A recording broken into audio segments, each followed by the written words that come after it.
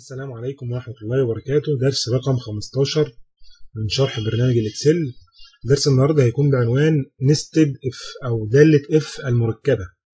درس النهاردة يعتبر تكملة لدرس المرة اللي فاتت اللي شرحنا فيه ازاي تستخدم دالة اف. هنتكلم النهاردة ازاي تقدر تستخدم دالة اف المركبة. لو انت اتفرجت على الدرس اللي فات هتلاقينا استخدمنا دالة اف التحقق من شرط واحد بيرجع لي يا اما ترو يا اما فولس، او سالنا داله اف سؤال ليه جواب شرط احتمالين فقط. النهارده هنستخدم داله اف المركبه علشان خاطر لو في اكتر من احتمال لجواب الشرط. خلينا نقول هنا في درجات الطلاب عاوزين نقول ان اللي جايب 90 فيما فوق ده يبقى جايب امتياز، واللي جايب من 80 ل 90 ده جيد جدا، واللي جايب من 70 ل 80 جيد، واللي جايب أقل من 60 ده مقبول.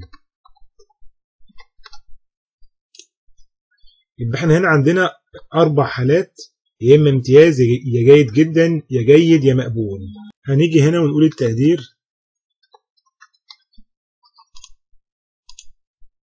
وهنيجي هنا طبعا ونطلع الدرجة النهائية وهنقول الت يساوي انتر. بعد كده اعمل تعميم للصيغه. الت يساوي انا ما قلتلكش قبل كده، ده اختصار لداله المجموع، بتعمل يعني سمشن للصف كله. الت يساوي. هنيجي هنا وهنقول نكتب بقى داله اف المركبه، هنقول يساوي اف. اتعلمنا طبعا داله اف هتبقى سهله بالنسبه لك. اول حاجه اللوجيكال تيست او اول ارجيومنت هو الاختبار، بقول له اف ان الدرجه النهائيه دي اول شرط عندنا اكبر من او يساوي 90. في الحاله دي هيكون جواب الشرط امتياز.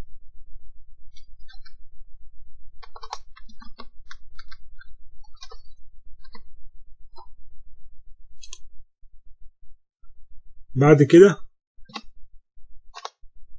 كده هقول له برضو اف، بيطلب مني اختبار تاني، اف ان النتيجة هتطلع اكبر من او يساوي 80. رجع لي ايه؟ هيرجع لي جيد جدا.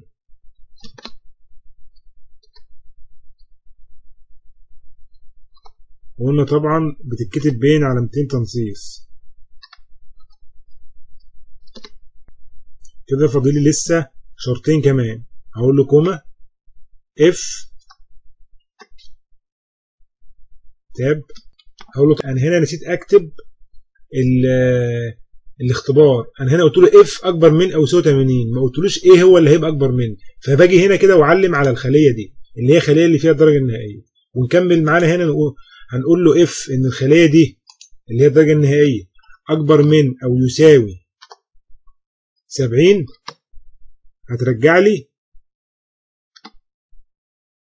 جيد.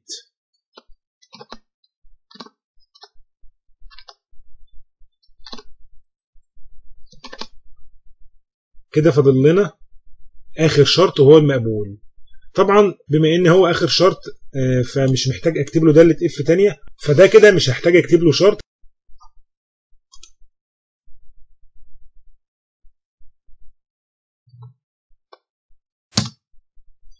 لاحظ معايا كده المعادله تمت اهي. هعمل تعميم للصيغه وخلينا نختبرها كده ونقول هنا مثلا الراجل ده كده جايب 28 مقبول، لو جايب 50 يبقى كده بقى جيد، وهكذا. طيب قبل ما نقفل المثال دوت خلينا نقوله تاني عشان خاطر لو ما فهمتوش معايا المره الاولانيه تفهموا معايا تاني. ونفتح تحرير الصيغه هنا، بقول له اف ان اف 6، خلينا نسمي اف 6 دي اللي هي الدرجه النهائيه. بكتب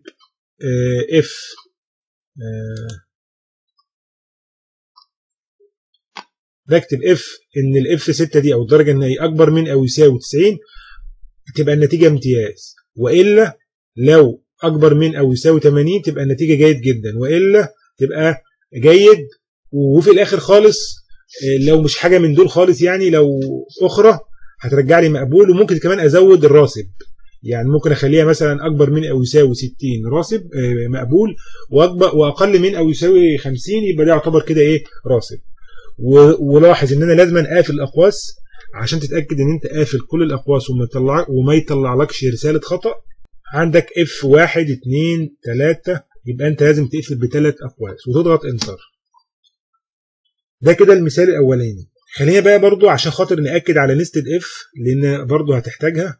خد بالك طبعا انت ممكن تعمل القصه دي بطرق تانية اسهل، لكن احنا زي ما اتفقنا ان احنا لسه بنشرح المستوى الاول، فلازم نعدي على المراحل دي. يعني احنا ممكن نطلع نفس النتيجه بمعادله تانية اقل من كده بكتير في الكتابه، لكن احنا لسه بنتعلم الاساسيات. هناخد مثال تاني على داله اف المركبه علشان تثبت معاك، وهو مثال الموظفين دوت الجوب ريتنج من 1 ل5. عاوزين نقول ان الجوب ريتنج بتاعه اعلى من 4 هياخد بونص 2000، واللي الجوب ريتنج بتاعه من 2 ل 4 ياخد 1000 جنيه، واللي اقل من 2 ده مش هياخد حاجه. هنيجي هنا وهنقول يساوي اف الجوب ريتنج اكبر من او يساوي 4، ايه اللي يحصل؟ رجع لي 2000. والا لاحظ معايا انا بنطق كلام عادي قصاده بترجمه لكتابه. يعني انا قلت اف ان الجي 2 اكبر من او يساوي رجع لي. كلمه رجع لي دي معناها ان انا انتقلت من الشرط لجواب الشرط، فقمت عامل كوما رجع لي 2000. والا معناها ان انا انتقلت من الحاله جواب الشرط لو كانت فولس. والا اعمل ايه؟ قول لي شوف اف